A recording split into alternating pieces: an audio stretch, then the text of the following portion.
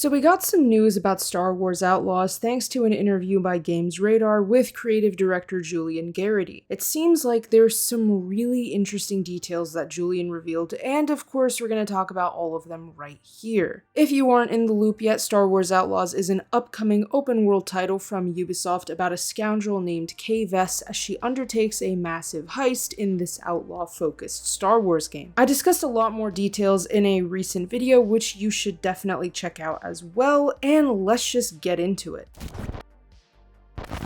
Julian Gerighty is the creative director behind Star Wars Outlaws, and in this interview with GamesRadar, he revealed some new details. Firstly, he said that the size of one planet is approximately the size of 2 to 3 zones in Assassin's Creed Odyssey's map. For context, this is the map of Assassin's Creed Odyssey on the screen, and as you can see, it's split into zones. Basically, what a single planet will be like in Outlaws is about 2 or 3 of these map zones. Gerighty confirmed that planets in Outlaws will be manageable in size for players and the devs over at Ubisoft Massive. Apparently, Star Wars Outlaws is also not taking the route that Starfield took with procedurally generated planets. All the planets are handcrafted and each one has its own unique style and Outlaws. This might be disappointing for some, or it might be good news for others. I think it works for a game like this. Obviously, Starfield benefits from the procedural generation, what with like 1,000 planets existing in its universe. But for Outlaws, it makes much more sense to have stable, set planets, sort of like Mass Effect. Currently, 4 planets have been confirmed, which are Akiva, a humid jungle planet, Toshara, a dusty savannah planet that was featured in the gameplay walkthrough during Ubisoft Forward, Kijimi, which is a cold and mountainous place with criminal activity and ancient ruins, and Tatooine, which I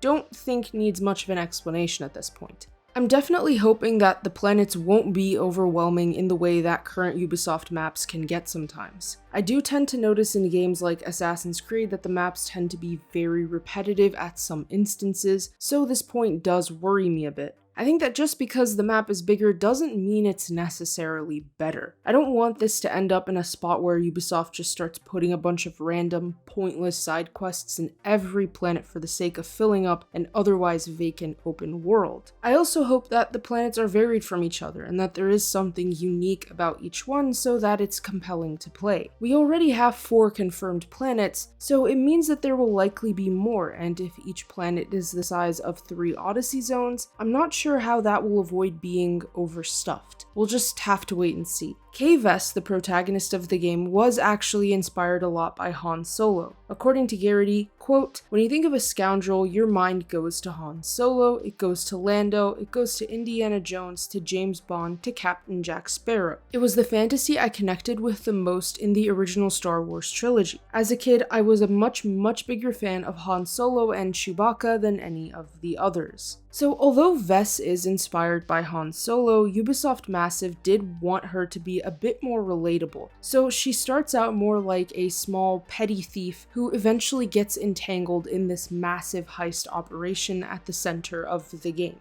Gerighty also discussed the open world aspect of Outlaws and the idea of a, quote, full freedom of approach. Basically, there are many factions of criminal syndicates that can like or dislike Vess depending on player actions. If you're in the good graces of certain factions, then you'll be able to unlock quests, special prices at their vendors, access to locked off areas, and more. However, if they don't like you, there's a sort of bounty system against you where they can send people to chase you down. This reminds me personally of the mercenary system from Assassin's Creed Odyssey, but we'll just have to wait and see how this is implemented in Star Wars Outlaws. It seems like all of these things are definitely expected from a Star Wars game, and I like this sort of idea of a bounty system, and I think it could prove to be interesting. As far as we know in terms of criminal syndicates, there are the Pikes and the Hutts that will be present in the game. We don't know the full extent to which they will be involved in the story, but it seems like they'll have a relatively big role based off of the stuff we've seen from Outlaws so far. We did catch a glimpse of Han Solo frozen in carbonite at one point in the trailer, so the Hutts might play a bigger role in the story. We also know that more syndicates will be featured and play a role in the story as well. Star Wars Outlaws also seems to have some choice and consequence mechanics, as we saw in the gameplay walkthrough. If you did happen to catch that from the walkthrough, basically you have a choice to either bribe or not bribe an Imperial officer. The decision leads to Vess becoming wanted. Now, since we know that you can get chased down by other syndicates, this may also be a part of this bounty system I mentioned earlier. Narrative director Naveed Kavari confirmed that choices will impact the overall story. Decisions in the moment